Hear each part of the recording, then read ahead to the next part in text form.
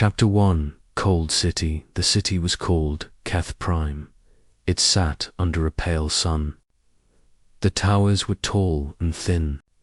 The streets were sealed domes of glass. The air inside was cold by law. The Keth valued cold. They believed cold meant order. They believed warmth led to decay. Their laws reflected this belief. All habitats were set to 10 degrees Celsius. No home could exceed 12. Factories ran at 8. Public halls stayed at 6. The Keth were comfortable in this range.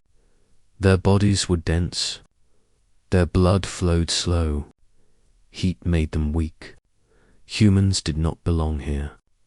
But humans were needed. The empire had expanded too fast. Machines broke often. Keth engineers followed rigid doctrine. They could not improvise. So they imported humans, mechanics, technicians, fixers. One of them was named Elias Crow. Chapter 2. The human mechanic. Elias lived in Sector 9. It was a residential block for off-world labor. The walls were thin. The insulation was poor. His first night there was silent. To silent. The cold pressed in from every side. He slept in layers. Thermal clothes. Blankets shipped from Earth. Still he woke, shaking. The Keth supervisor had watched him shiver. It showed mild curiosity. Cold is efficient, the supervisor said. You will adapt. Elias did not answer. He was not here to argue philosophy. He was here to work. Elias fixed machines all day. Power grids, transit rails, atmospheric pumps. He worked fast. He worked well. The Keth noticed results. They did not notice discomfort. After 2 weeks, Elias stopped shaking. After 3 weeks, his fingers cracked. After 4 weeks, his joints ached. He knew this would not last.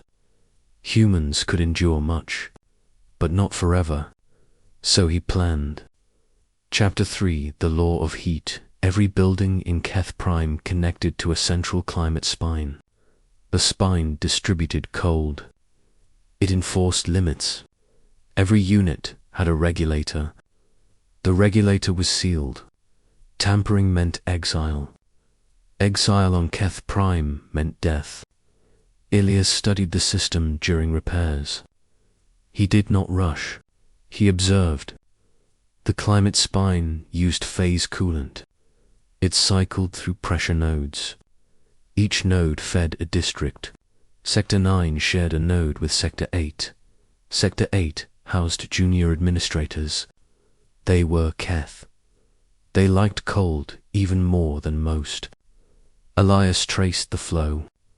He saw inefficiencies, tiny losses in transfer, margins no one cared to optimize. He smiled for the first time in weeks. Chapter 4. A simple adjustment. Elias did not break the regulator. He did not override it. He added resistance. A thin alloy coil, placed in a maintenance bypass, invisible to routine scans. The coil warmed when coolant passed. Only slightly, barely measurable. The system compensated. It pushed more coolant. The regulator read normal values. The spine saw balance. Inside Elias's unit, the temperature rose. 13 degrees, 14. He waited. No alarms came. He adjusted again. Another coil, another fraction. The next night, his room reached 18. Elias slept deeply. Chapter 5. 25 degrees. It took a month. Elias worked patiently. He tuned the system like an engine. Small steps, no spikes. By the end, his home reached 25 degrees Celsius. He removed his gloves. He walked barefoot. The warmth felt unreal, like memory. He brewed coffee, real coffee. He smiled again. Outside his door, the corridor stayed cold. Inside was summer. The laws were not broken. The numbers read clean. Elias had done his job well. Chapter 6. The neighbors, Sector 8, began to complain. Junior administrators reported chills. They requested inspections. The spine compensated. It pushed more cold. Their units dropped to 7 degrees. Then 6. The Keth shivered. Their movements slowed. Doctors blamed personal weakness.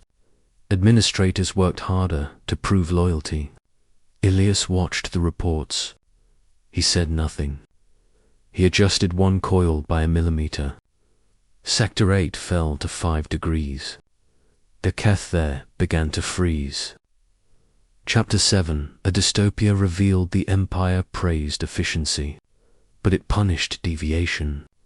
When administrators failed quotas, they were demoted. Demotion meant reassignment. Many were moved to labor zones, cold zones. They worked until they collapsed. Elias saw this cycle. He had studied human history. He recognized the pattern: control through environment, obedience through suffering. The Keth called it balance. Elias called it a dystopia. He did not plan to overthrow the empire. He planned to survive and to teach a lesson. Chapter 8. The inspection and inspection team arrived. Climate specialists. They checked Sector 9. They found nothing. Elias greeted them calmly. His breath did not fog. They noticed. "Why are you comfortable?" asked one. "Humans adapt," Elias said. They accepted this. In Sector 8, they found ice on the walls. Systems showed normal output. "Impossible," said the lead inspector. Elias listened from his doorway. The inspectors increased flow again. Elias adjusted again that night. Chapter 9. The breaking point. 2 administrators were hospitalized. Their core temperatures dropped too low. The empire demanded answers. The climate spine was blamed. Engineers were reassigned. Elias was promoted. Human intuition was praised. Human flexibility admired. They asked Elias to fix the spine. He agreed. Chapter 10. The fix. Elias entered the core hub, a cathedral of metal and cold.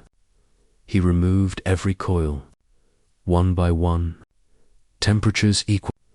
Sector 8 returned to 10 degrees. Sector 9 dropped back to 12. The crisis ended. The empire thanked Elias. They gave him a new contract. Better pay. More autonomy. They did not know what he had done. They did not know he now understood everything. Chapter 11. The real plan. Elias did not stop. He redesigned quietly, improved efficiency, reduced waste. The spine now had more capacity, more flexibility. The Keth approved all changes. Metrics improved. Then Elias submitted a proposal: localized climate control, optional, user-managed. The council laughed at first. Then they saw the numbers. Productivity increased in simulations. Energy use dropped. They approved a pilot. Sector 9 became the test. Humans set their homes to 22, some to 24. Health improved. Output rose. The data was undeniable. Chapter 12. A slow shift. The pilot expanded. Mixed species zones formed. Temperatures averaged higher. The Keth adapted. Slowly, they discovered warmth did not rot society. It did not weaken order. Some even enjoyed it. Old laws softened, not repealed, adjusted, the dystopia cracked, not with war, with heat. Chapter 13. Home. Years later, Elias stood in his home. It was 23 degrees. Outside snow fell on the dome. Inside life thrived. Keth neighbors visited. They removed their insulation briefly. They stayed. Elias fixed machines still. But he also taught. He taught that systems reflect values, and values can change. All it took was a human mechanic, a quiet plan, and a house warmed to 25 degrees. The city of Keth Prime never froze the same way again. Asterisk, asterisk.